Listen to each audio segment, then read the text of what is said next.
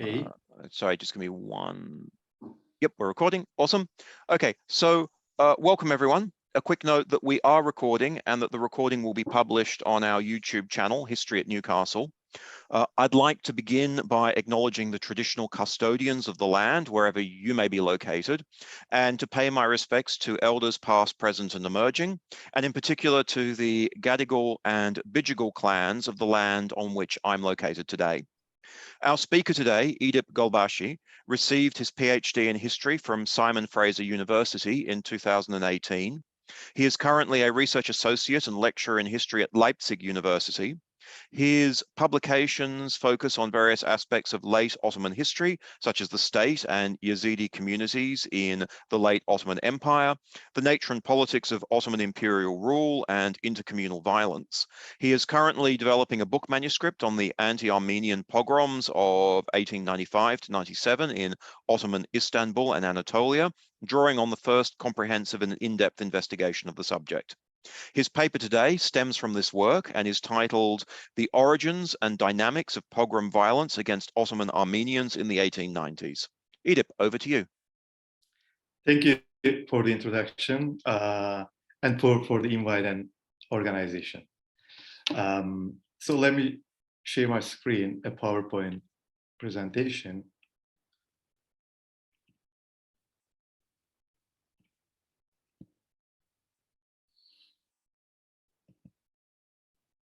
Yeah.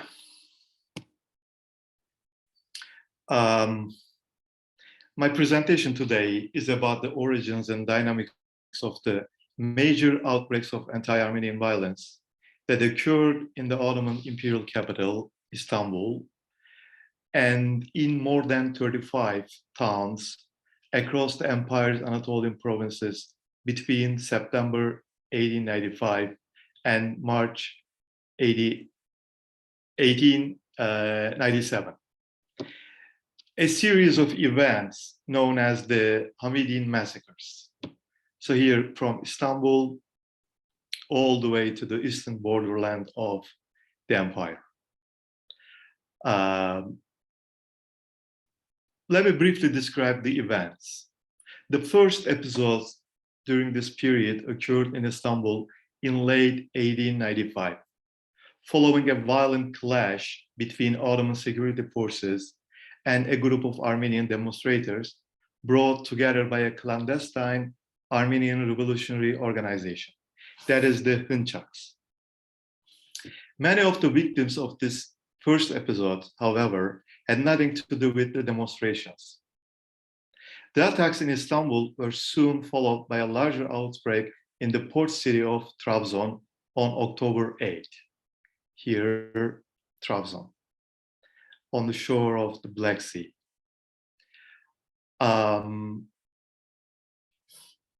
Actually, there was an attempted attack on Armenians in the city on the 5th of October, but it was prevented from taking place thanks to the intervention of the authorities. Yet 3 days later, violence broke out and took the lives of many Armenians in Trabzon. By the end of October, violence had become epidemic, as a wave of pogroms swept through tens of towns, literally tens of towns, particularly in eastern Anatolia, until the early days of January 1896. In most cases, acts of violence were carried out by a large number of local mobs and/or tribal forces from neighboring areas within a relatively short period of time, ranging from a few hours to a couple of days. According to official figures, these extensive events resulted in the death of approximately 13,000 Ottoman Armenians and more than 2,000 Muslims. But in Armenian and Western accounts, estimates of the total number of Armenian deaths range from 50,000 to 300,000. In addition to murders, countless houses, shops, and churches owned by Armenians were looted, destroyed, and/or set on fire during the incidents. The main perpetrators of this violence, as archival evidence clearly shows, the main perpetrators of this violence belong to a variable mix of ordinary Muslim townspeople, Kurdish tribal populations, peasant crowds, seasonal workers, Caucasian immigrants, and local power holders, such as members of notable families, merchants, tribal chieftains, government officials, and religious leaders. Importantly, just before violence spread all over Eastern Anatolia in late October 1895, Sultan Abdülhamit II approved the introduction of a program of domestic reforms known as Anadolu Islahatı, Anatolian reforms in Ottoman Turkish, also sometimes referred to as Armenian reforms, the so-called Armenian reforms. These reforms were designed to improve governance, security, and the administration of justice in the empire's major Armenian-populated provinces in Eastern Anatolia. As I will discuss soon, this violence had very much to do with the strong resentment of these Armenian reforms among the local Muslim population in this part of the empire. This moment in late Ottoman history is seriously understudied and controversial. Much of the controversy revolves around the question of whether the anti-Armenian violence was the result of a deliberate government policy devised by the highest level of the Ottoman government, and thus might be seen as a precursor to the Armenian genocide. The conventional and dominant interpretation among scholars is that the outbreaks of anti-Armenian violence in the 1890s were masterminded, organized, instigated, or at least encouraged by the Ottoman government at the behest of the Sultan, who sought to solve the Armenian question once and for all by ordering or inspiring the killing of his own Armenian subject. Yet my research has revealed a different picture. The role that the Ottoman government played in the outbreak and spread of anti-Armenian violence was more complex than this established interpretation allows. I tried to demonstrate that, contrary to widely held beliefs, the anti-Armenian pogroms of 1895-97 cannot be understood as a top-down initiative deliberately planned, ordered, and orchestrated from the central government and carried out under the supervision of provincial authorities. This is, however, is not to absolve the Ottoman government of responsibility for the violence. On the contrary, I tried to show that the policymakers in Istanbul and local civilian and military officials at all levels were responsible for creating the immediate conditions that enabled, facilitated, and sustained anti-Armenian violence. I have already written a lengthy paper on the question of state responsibility for anti-Armenian violence, and I can share it with you on request. Today, I will focus on a number of other aspects of the pogroms, rather than the question of state responsibility. Many scholars have also viewed the massacres as a dress rehearsal for the Armenian genocide. For those who consider the genocide as the latest and final episode of a policy of extermination devised in the late 19th century, the events of the 1890s are nothing but a chapter leading up to 1915. All the genocides and other forms of mass violence committed against particular population categories are often contingent events that require strong contextualization. Such teleological narratives assume some form of linearity between the events of the 1890s and 1915, without paying sustained attention to the specific historical context of each event. Conventional narratives that identify the central government as the chief perpetrator of violence also ignore the agency of a large number of individuals and groups who willingly participated in the massacres against Ottoman Armenians. They treat the actual perpetrators of this violence as mere executioners of the state directives at worst, or as accomplices to the crime as at best.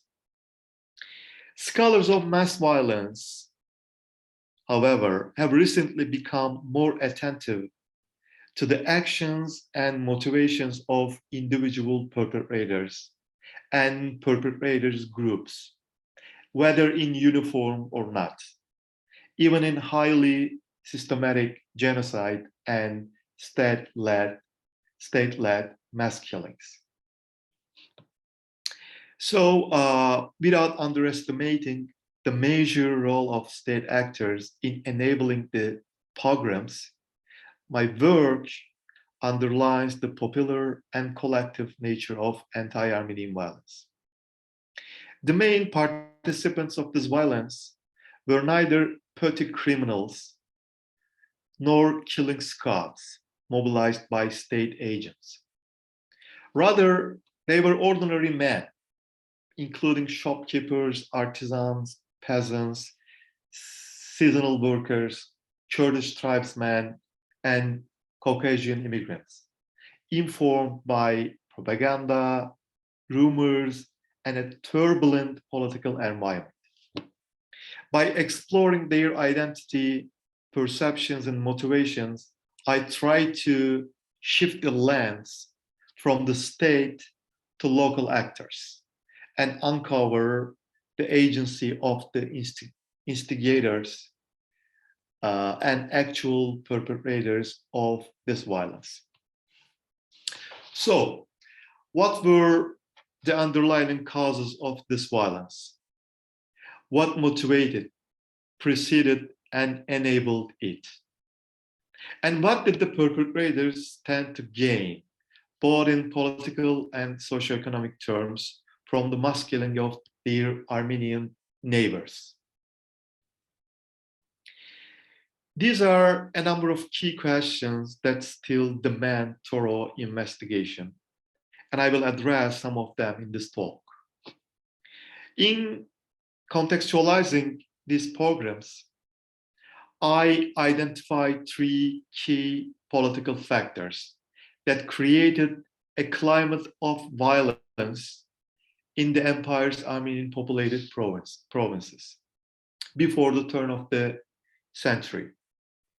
First, European involvement in the so-called Armenian Question, beginning with the Berlin Congress of 1878. Second, popular fears of imminent Armenian dominance in Eastern Anatolia, thanks to foreign intervention.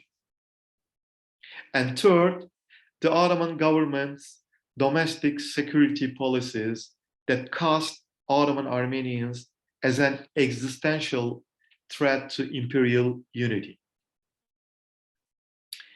So, what was the Ottoman Empire's Armenian Question?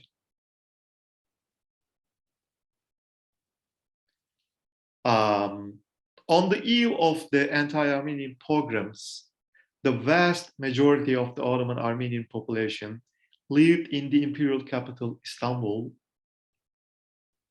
here, and in the provinces of Erzurum, Sivas, Mamuratul Aziz, also known as Harput, Bitlis, Van, and Diyarbakir, a region which came to be collectively referred to as the six provinces. Vilayat-ı Sitte in Ottoman Turkish, this region. The six major Armenian populated provinces known as the six provinces. Also the provinces of Trabzon, Ankara, let me go back here.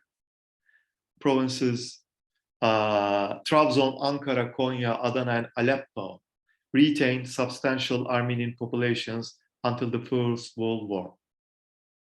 During the period under review, the empire's six major Armenian populated provinces were inhabited by diverse ethno-religious groups, primarily settled and nomadic Kurdish populations, Turkish-speaking Muslims, Armenians, Caucasian immigrants, and several relatively minor Christian communities, such as Greeks and Assyrians. I should note that Armenian communities did not constitute a population majority in any of the six provinces. And this was an important aspect of the Armenian question. So, the events under discussion took place in the broader context of what became known as the Armenian Question in the last quarter of the 19th century. Here, the Armenian Question refers to the controversy over the degree of self-government for the major Armenian populated provinces of the Ottoman Empire. This controversy involved Ottoman Armenian community leaders and political activists, Ottoman policymakers, and European imperial powers, most notably Great Britain and Russia. As a subject of international politics, it originated in the Russian-Ottoman War of 1877-78 and continued till the genocide of Ottoman Armenians during the First World War. From the 1860s onwards, the representatives of Ottoman Armenians, namely the Patriarchate, the Armenian National Assembly in Istanbul, and later in the 1890s, the Armenian Revolutionary Parties, made a series of demands to the Central Ottoman government concerning local governance, security, and the administration of justice in the so-called six provinces. These demands included protection against the depredations of nomadic or semi-nomadic Kurds and Circassian communities that targeted Armenian villagers, fairness in taxation, proportionate representation in local administration, and the introduction of Christian police and gendarmerie units into the provincial security forces. From the beginning, the fundamental assumption was that these problems could be resolved through a program of internal reforms to be implemented by the Ottoman government under the oversight of European powers. From 1878 to 1914, the leading European powers, primarily Great Britain and Russia, pressed the Ottoman government at varying degrees for applying domestic reforms to improve the socio-political condition of the Christian Armenian population in Eastern Anatolia.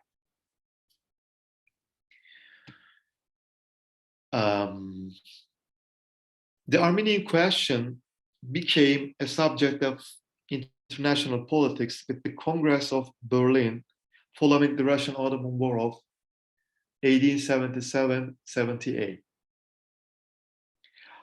Article 61 of this treaty reads, "The Sublime Porte undertakes to carry out, without further delay, the improvements and reforms demanded by local requirements in the provinces inhabited by Armenians, and to guarantee their security against the Circassians and Kurds. It will periodically make known the steps taken to this effect to the powers who will superintend their application. As a result of the Congress, the great powers assume collective responsibility for the supervision of the implementation of reforms. From 1878 to the early 1890s, Britain was almost the sole power that conducted negotiations with the Ottoman government over the content, scope, and execution of demanded reforms. The British government opened consulates in several parts of the eastern provinces and requested the consuls to regularly report about the condition of their districts, government policies, and relations among Christian communities, Muslims, and local officials. Yet the Ottoman government took no serious steps to implement reforms until the mid-1890s. The implementation of reforms was deflected and delayed, if not entirely ignored, by the Hamidian administration. That is the administration of Sultan Abdülhamid II. The Berlin Treaty played a significant role in shaping government policies in the Russian Ottoman borderlands and fundamentally changed the relations between the Hamidian administration and its Armenian subjects in the subsequent years. As I will discuss soon, the Ottoman government became more suspicious of the loyalty of its Armenian subjects and started to view the Armenian question as one of the thorny issues destabilizing the empire. Indeed, foreign agency in the Armenian question was a major source of irritation and resentment for both Ottoman officials and Muslim outside the state apparatus, especially the elite and socially powerful segments of the local Muslim population, such as landowners, merchants, Muslim scholars, and tribal chieftains, particularly Kurdish tribal chiefs. As we shall see, they resented at the prospect of reform, autonomy, or independence for the Armenians backed by foreign powers, and expressed their categorical opposition to Armenian reforms in a variety of ways prior to, during, and after these events. The opposition of many Muslims to reform, to Armenian reforms, was also a reaction to the great power diplomacy and European hegemony in the 19th century. Likewise, the Ottoman governing elite was concerned that granting reforms to its Armenian subjects could open the door to greater concessions and autonomy under European protection, which in turn would make outright independence easier to achieve at any future point. However, this doesn't mean that the Hamidian administration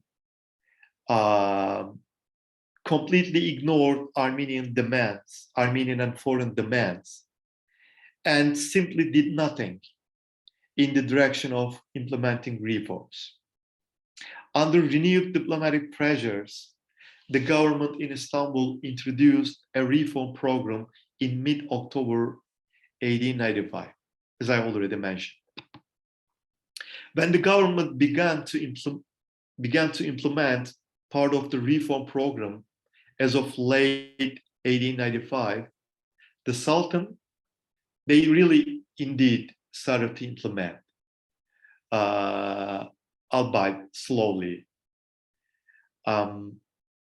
The Sultan, his advisors, and local officials in the provinces, in the Armenian-populated provinces, were aware of anti-reform sentiments among the Muslim population.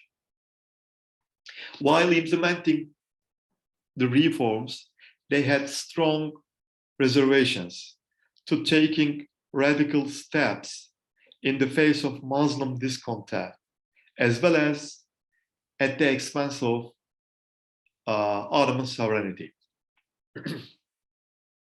Besides international pressure for Armenian reforms, various radicalized groups within and outside the empire began to form revolutionary organizations agitating for reform, autonomy, or outright independence for the Ottoman Armenians.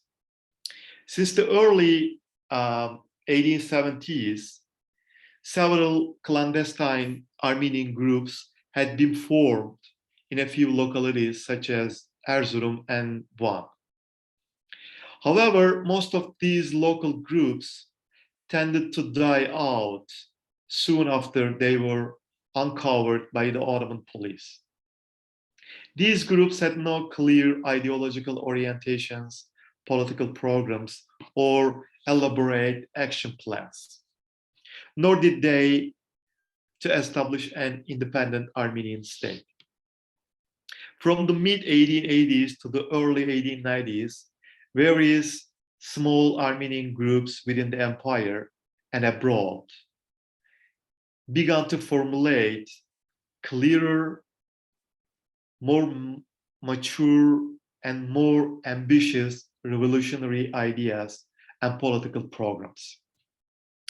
Three main revolutionary organizations came into existence during this period. First, the Armenian Society, formed by a group of Ottoman Armenians in Van in 1885. Second, the Hunchakian movement, later to be called Hunchakian Revolutionary Party, established by a group of young Russian Armenians in Switzerland in 1887. And third and lastly, the Dashnak Sudyum, later known as the Armenian Revolutionary Federation, ARF, founded in Tbilisi in 1890. These three parties represented the radicalization of Armenian politics and the gradual spread of revolutionary ideas among Armenian youths in Russia, the Ottoman Empire, and to some extent, Persia. With the formation of a number of Armenian revolutionary parties during the period from the mid-1880s to early 1890s, revolutionaries entered the political landscape as new agents who would transform the Armenian political thinking and the traditional mechanisms of negotiation between the government and the representatives, the traditional representatives of the Armenian community. Although the Armenian revolutionary committees operating in various parts of the empire did not amass widespread support from local Armenians in the 1890s, the language and activities of the revolutionary parties further complicated the relations among local Muslim populations, the empire's Armenian subjects, and state actors in the last decade of the 19th century. However, the popular appeal of the revolutionaries was quite limited. Even a cursory glance at foreign consular reports and American missionary accounts reveals that the vast majority of the Armenian population in Anatolia remained cold or indifferent toward revolutionary agitation. Even though most Ottoman Armenians did not identify themselves with the revolutionary scheme of these parties, the Ottoman political elites regarded Armenian nationalism as a natural reflection of the collective emotions, opinions, and aspirations of an entire population. Importantly, the policymakers in Istanbul considered the Armenian question to be more dangerous than the aspirations of Serbian or Bulgarian nationalists, because this issue, the Armenian question, was related to Anatolia. That is the very heart of the empire.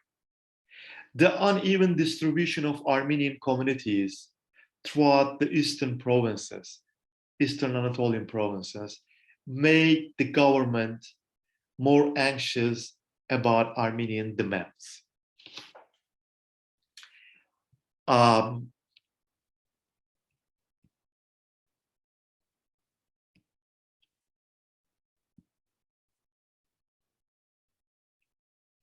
Sorry. The internationalization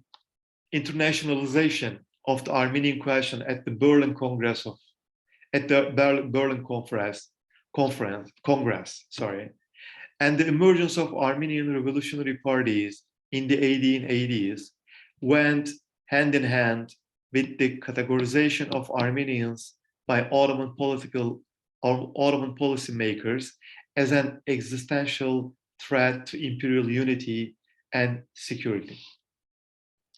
As many government documents indicate, the policymakers in Istanbul feared that demanded reforms might be a step in the direction of new privileges, autonomy, and eventually the loss of Ottoman and Muslim sovereignty in East Anatolia, or in a certain portion of this region.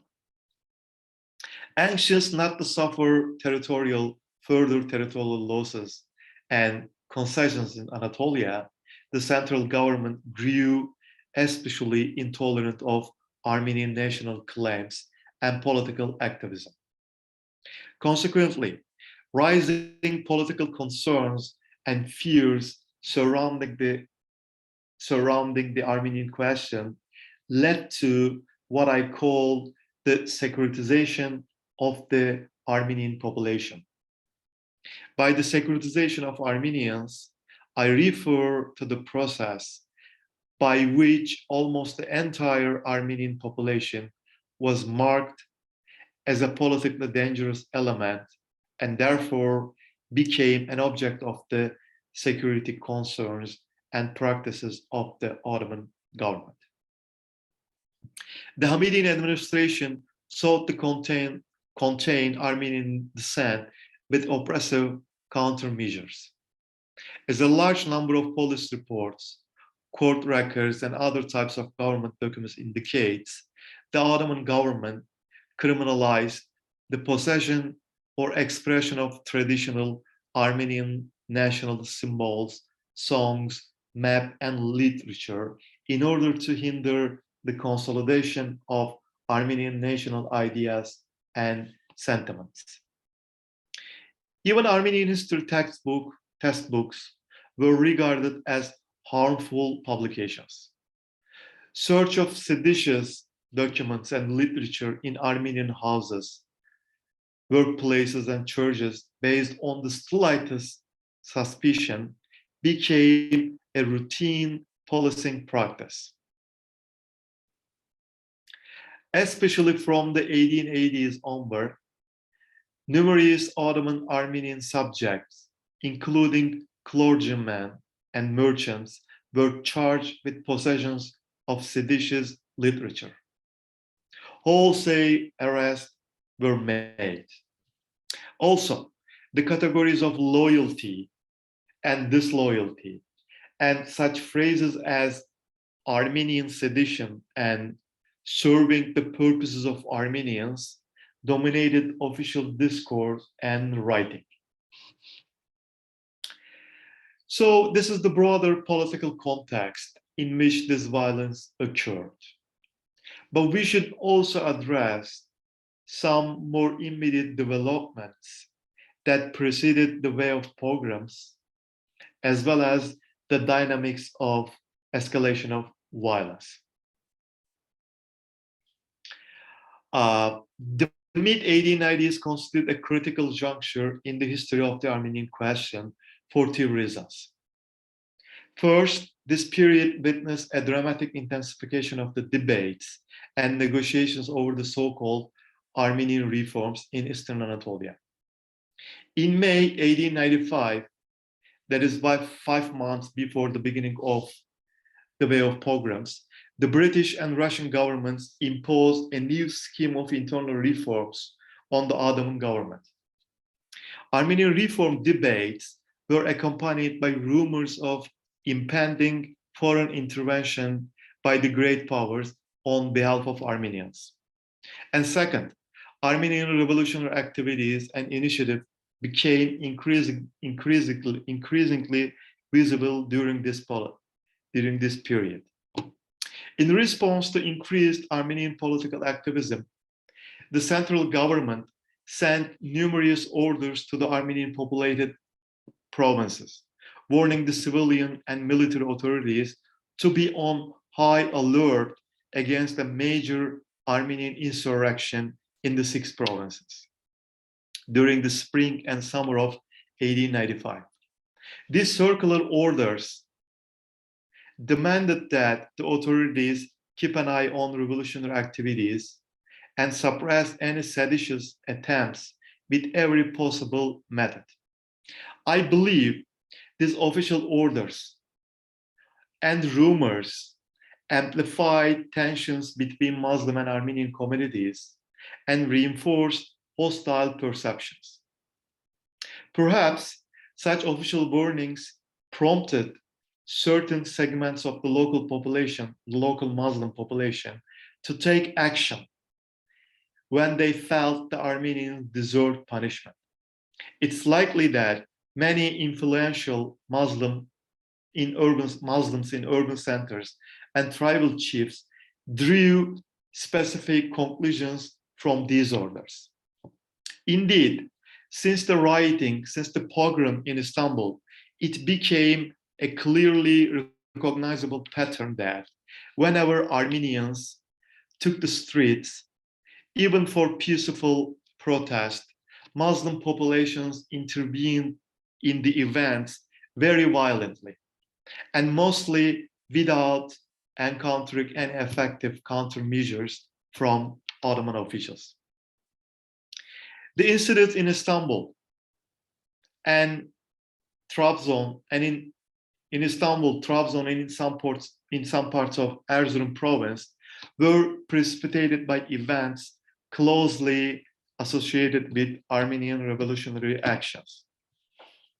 After the outbreaks in Istanbul and Trabzon, perhaps many Muslims in the Armenian-populated provinces were prepared for violence. There were also signs that Muslim masses would oppose the introduction of reforms by violence. For instance, the British vice consul at Van reported that the Kurds in the province of Van had declared that they would not accept any reforms, whether approved by the Sultan or not.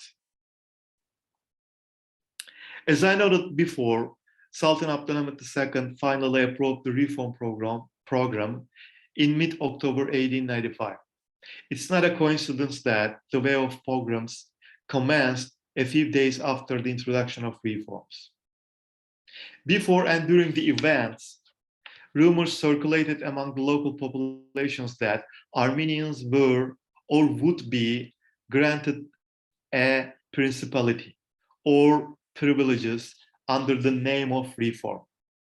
For instance, reporting on the origins of the events, the commander-in-chief of the 4th Army, Field Marshal Zeki Pasha, noted that the rumors to the effect that the Armenians had been granted concessions had adverse effect on the mood of the Muslim population.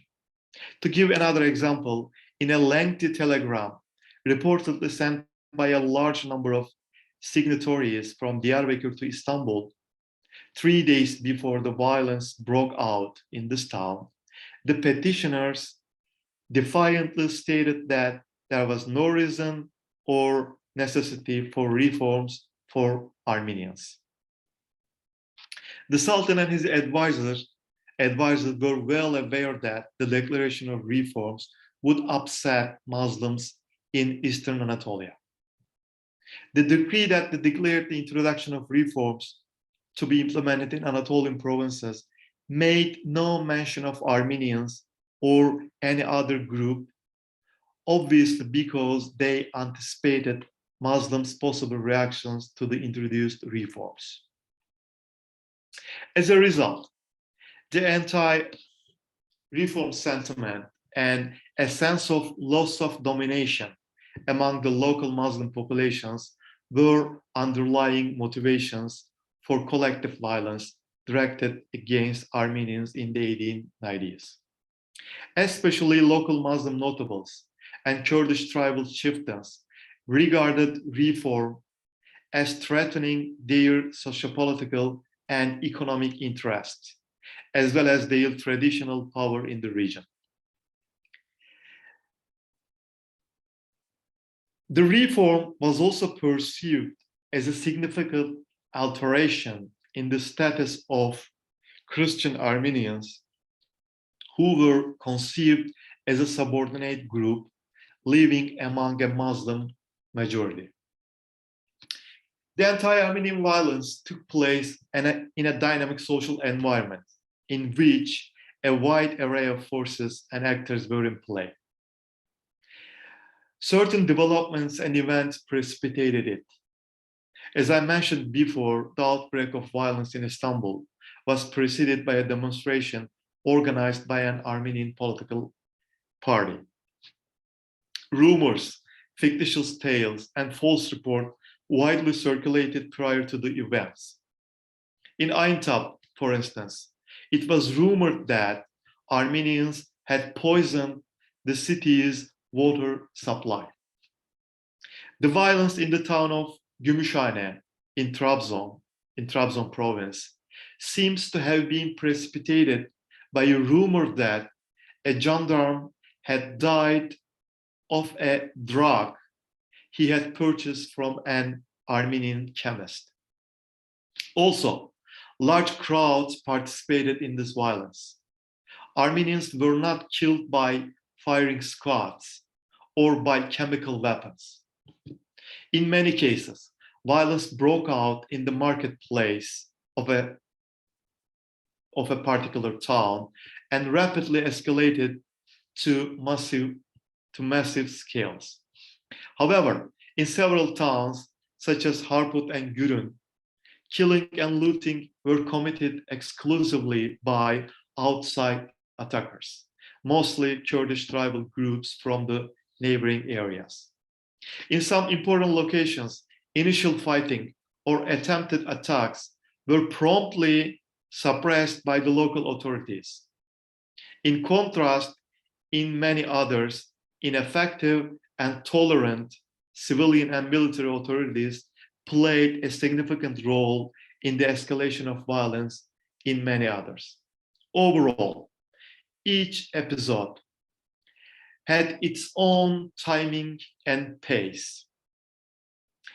Evidence shows some strong sign of careful organization and preparation in certain places, while other episodes were more spontaneous. For instance, a certain Katırcı Halil was one of the 19 Muslims who were given the death sentence for organizing or participating in the anti-Armenian violence in the town of Tokat. According to the court records, prior to the events, Katırcı Halil, this guy, called the Circassians of the village of Gülpınar, a nearby village, to the town of Tokat, saying that there was a secret government order to attack the Christians of Tokat on Friday. Catholic Halil had also met the head of this village the night before the pogrom took place. Also, during the incident, he had also made provocative actions and statements standing at the forefront of a crowd of people. Finally, one of the crucial aspects of this violence was that many of the perpetrators themselves believed that killings and other crimes committed against Armenians were ordered or approved by the Sultan and his government. They supposed that they were doing what the government desired and therefore wouldn't be punished for their acts. For instance, legendary rumors to the effect that the Sultan issued an order, an imperial command, permitting the killing and looting of his Armenian subject easily found willing ears among Muslim masses, especially among Kurdish tribes across eastern Anatolia. Indeed, in several locations, Kurdish tribal forces were reported to have claimed that they were acting at the behest of high quarters to kill and loot Armenians. What were the sources of this popular perception? Why did large sections of the local Muslim population believe that the license for the killing of Armenians was issued by the government? Briefly, as I mentioned, especially with the emergence of Armenian revolutionary parties in the 1880s, Ottoman policymakers began to view their Armenian subjects as an inherently suspect population. Particularly from the late 1880s, the political fears arising out of these existential threats manifested themselves in distinct anti-Armenian discourses, policies, and measures. A crucial consequence of these policies was the emergence of a culture of impunity that helped further anti-Armenian violence, as local Muslim state and non-state actors could assume that any actions they took against Armenians would not be prosecuted. These policies and measures collectively represented Armenians as fair game for violence. On the eve of the pogroms, an increasingly anti-Armenian atmosphere convinced certain segments of the local population, the local Muslim population, that Armenians were no longer fully under the protect of the law, therefore a vulnerable and convenient target. Finally, the passivity and ineffectiveness of the central and local government authorities during the initial stages of the outbreaks lent credibility and legitimacy to the popular conviction that the government itself encouraged and authorized violence against Armenians. In conclusion, in my work, I seek to demonstrate that these extremely violent events occurred when the perpetrators concluded that violence against Armenians was necessary, legitimate, and appropriate. Thank you. Thank you for a fascinating paper. I'd like to open up to for questions now, and I might shamelessly exploit my position as convener and ask the first question, if I may. Can you? There's obviously 20 years separating these events from the from the genocide during the First World War, but is there any overlap in the perpetrators, if you like, between these two events, or are we seeing a different generation to the 1915 events? Actually, both. Mostly a new generations. there's actually a close approximity. It's not, it's enough for a generation. But rather than, not biographically related, but background also almost the same. Also, the high number of participation in the genocide was also related to these earlier massacres, the lack of accountability, and the legitimacy of, and the perceived legitimacy of anti-Armenian violence, not only enabled the high popular participation, a high level of popular participation in the massacre, but also in the genocide. So maybe different generations, or just a generation, but similar backgrounds. And also it would be interesting to track biographically. The background also, some families, merchants, local power holders, Kurdish chieftains. I'm sure we'll find a lot of interesting things. Fascinating, thank you. We have a question from Philip. Hi, Edith. That's a really interesting paper. Thank you very much. I was especially struck by the connections to the Congress of Berlin, which I'd never come across or thought about before. So it's interesting the extent to which foreign policy can have an impact on domestic politics. I guess I have two questions. The first is you mentioned that there have been quite a lot of studies in recent years in mass killing, focusing on the perpetrator. And I guess the eternal question here is why, how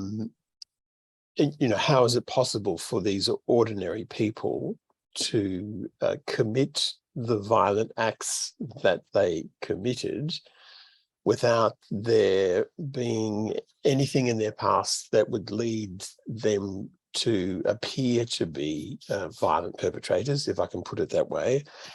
And the second question is, there seems to be quite a lot of similarity, I think, at least from what you're describing, with anti-Jewish pogroms in the Russian Empire.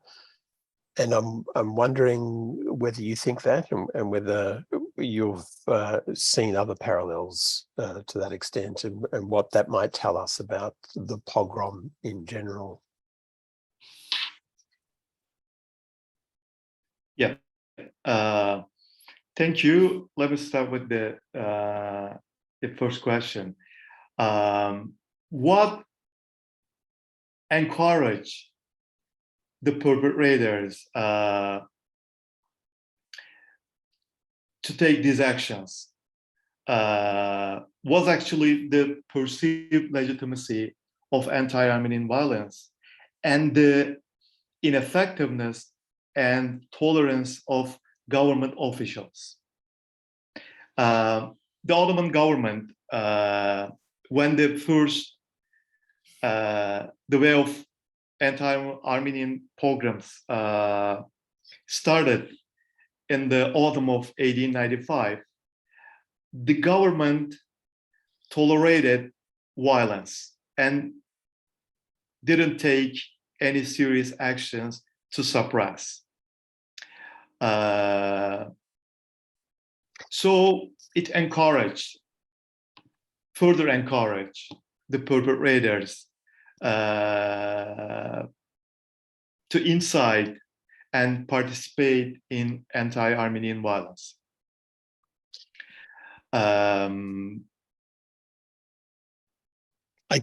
sort of, if I hope you don't mind my sort of interacting with you on this point, but I understand all of the sort of causal explanations for why this occurred at the sort of structural level. Yeah. I guess I'm trying to push you to help us understand the motives of the individual and how they are pushed over into becoming violent perpetrators. Is it a form of and I can understand that there might be a sort of form of racism here. The Armenians are the other, which can be targeted, and the authorities look the other way. But there's still that sort of what drives these people. What's the dynamic? I mean, I know it's a very difficult topic to unpack, but I'm wondering whether you have any insights. Yeah, I think rather than ideological orientations or perceptions of identity, it was more about fears. It was more about the political fear of the local Muslim populations. Loss of territory, loss of dominance, and of course, some economic opportunities also motivated this violence. So rather than, this violence was not about age-old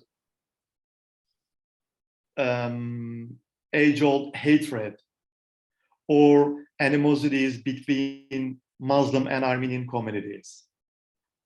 Actually, such violence of this nature was not a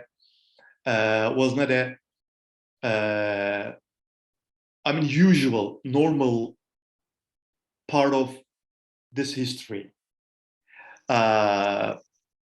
Maybe Armenians were seen as gavurs and infidels by their Muslim neighbors, but this perception never manifested itself in violence.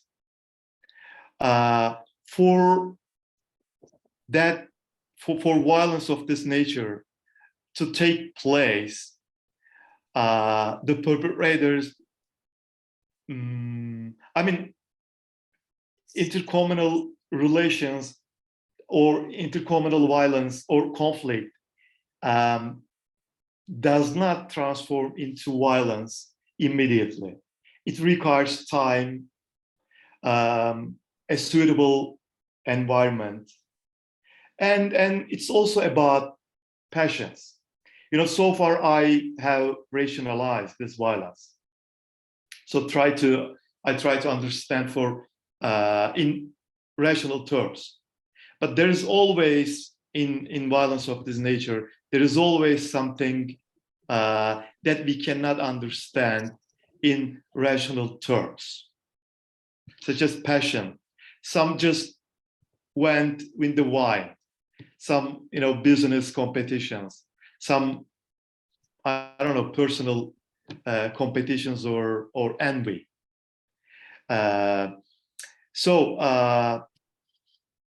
Basically, it was not about ideology or perceptions or identity, but mostly about political fears and then economic motivations, economic opportunities. Okay. Sorry. And and there was a question about similarities between anti-Jewish pogroms and I usually use the term, I usually term the pogrom in the absence of more appropriate terminology and adequate critical vocabulary. I refer to these events, pogroms, but I use the term with hesitation since it originally denotes various forms of collective violence directed against Russian Jewish communities. But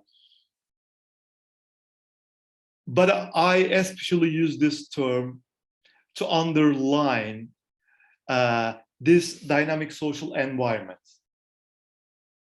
and to show that it was not, this violence was not like highly organized state-led massacres, like pogroms in some places. That violence was more organized, while in others more spontaneous. So also another similarity, striking similarity, is that the anti-Jewish pogroms in imperial Russia until the 1990s were also believed to have instigated or organized by the Russian government itself. But research revealed a different picture.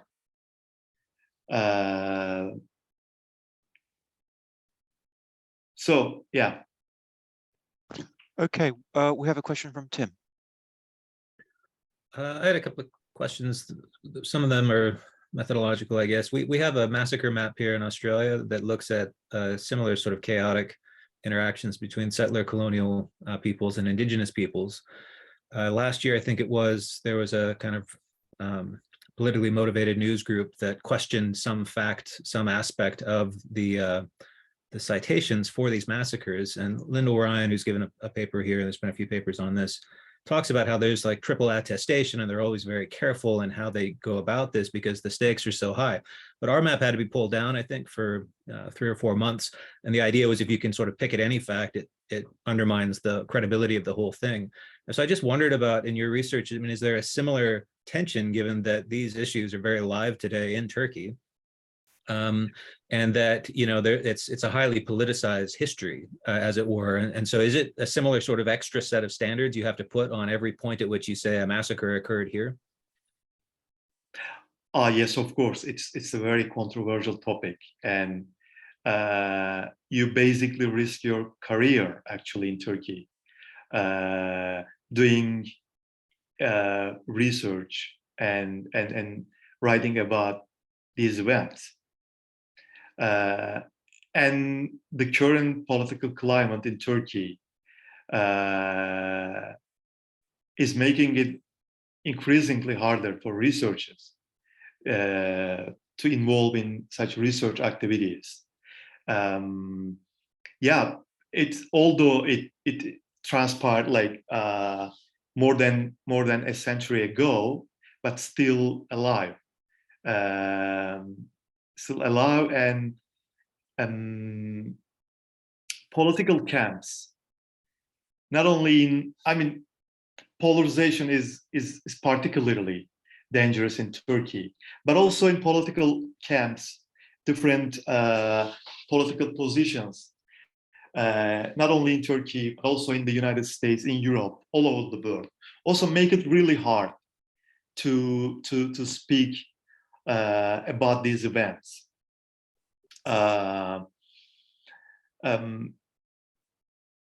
Because it's very highly politically sensitive. It's a very politically sensitive topic. And when you, for instance, when I say my research showed that this violence was not organized by the Hamidian administration, it was more complex. You risk immediately being labeled as denialist before like an Armenian, or before an audience of Armenian origin, or someone strictly connected or under the impact of traditional historiography, traditional literature. They can accuse you of trying to absolve the government of responsibility. So not only in Turkey, also in the rest of the world, it's a highly politically sensitive topic, and And since I began to do research on that topic back in 2013, I have encountered a lot of challenges and difficulties. But I also, I feel that it's my responsibility to bring this history to the present time in the most responsible way. I just wondered, I mean, do you feel though that the standard of your historical methodology, in other words, is higher as a result of that? I mean, here we've had to, demonstrate, I think, a higher level of rigor in when we say a massacre occurred somewhere. And just on that point, I wanted to ask you, have you thought about creating a massacre map? I would just, if you haven't seen the massacre map here, it's had a tremendous impact because it allows the public to visualize where these things happened. And they've actually layered in the evidential sources they have to say, who was involved and whatever. And it's magnified the issue for, the secondary school classrooms, but it also raised the stakes essentially because, they had to actually show more, I think, sources of evidence to make those claims, and they were interrogated rigorously. But the thing is that you openly speak about this event. I mean, those events and in public space. In Turkey, it's a taboo subject, and it affects the way both academics and ordinary people, readers, approach to the topic. Hmm. Yeah. Look, I just had one other quick question. Hopefully, it was on whether you've seen contemporary studies of terrorism, stochastic terrorism, and it's basically they apply a statistical model to the amount of public demonization, the amount at which public officials demonize, and then they try to statistically map that to likely violence. And I just wondered whether in terms of trying to conceptualize that relationship, whether stochastic terrorism and contemporary sort of uses of statistical analysis, might be relevant.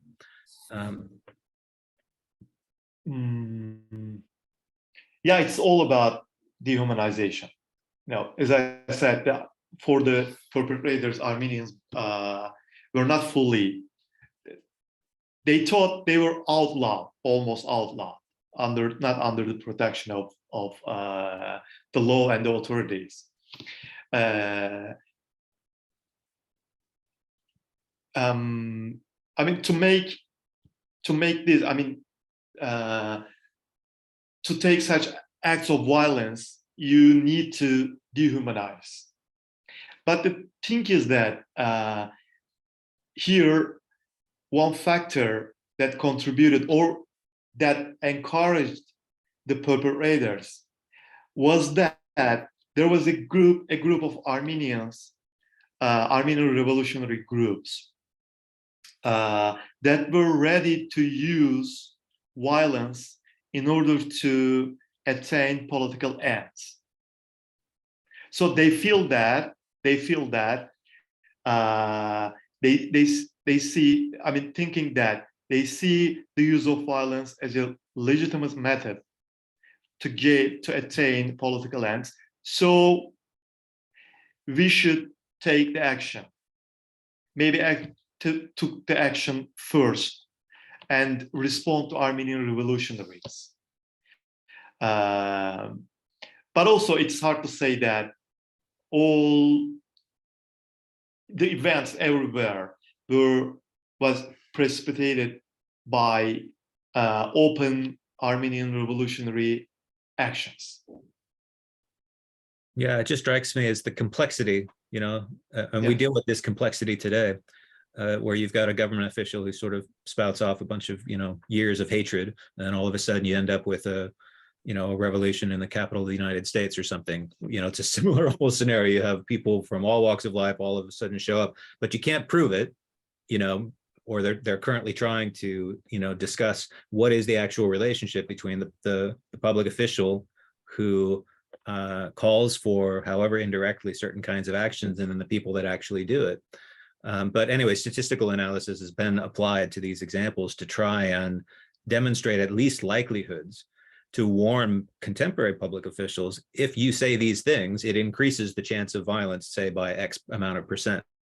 So anyways, it was just, as you're trying to capture this complex thing, I was like, I wonder if you could, use that statistical analysis to go, for 4 years previously, the Ottoman officials, were ramping the hate language up, and all of a sudden, you can track certain amounts.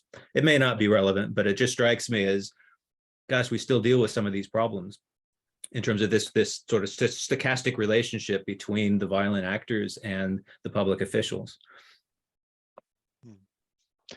Fascinating. Okay, so please join me in thanking Edip for an absolutely fascinating paper, and for staying up to such a ridiculously early hour of the morning in German time to give the paper. Before people go, I just want to mention quickly that our next seminar will be after the mid-semester break on Friday, the 14th of October. Our speaker, Peter Hooker, will be presenting on Given Up from the Royal Navy, Reconsidering the Service and Captivity of American Sailors in the British Royal Navy during the War of 1812. Until then, thank you, Edip, thank you, everyone, and have a great weekend. Thank you. Have a good day. Thank you very much.